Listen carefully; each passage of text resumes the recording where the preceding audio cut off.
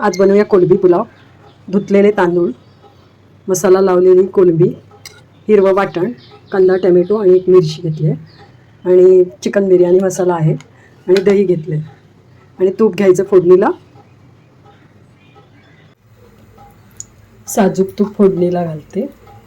बघा साजूक तूप गरम झाले. आता मिरची आणि कढीपत्ता पण टाकतो. कांदा टमॅटो घालतो आपण.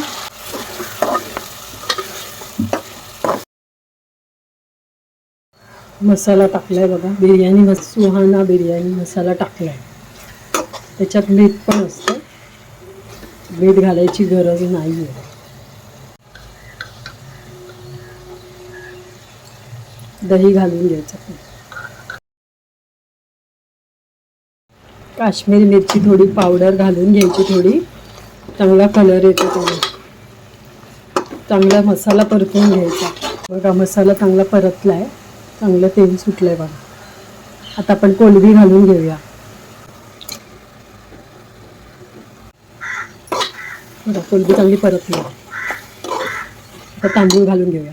बघा तांदूळ घातलेत मी चांगले. आता त्यात परतून घ्यायचे आणि थोडं गरम केलेलं पाणी 1.5 वाटी घालायचं. जेवढं तांदूळ आहे त्याचं 1.5 पट केलेलं पाणी टाकते मी. काजू घालते बघा मी. घरी केलेला मी गरम मसाला घालते.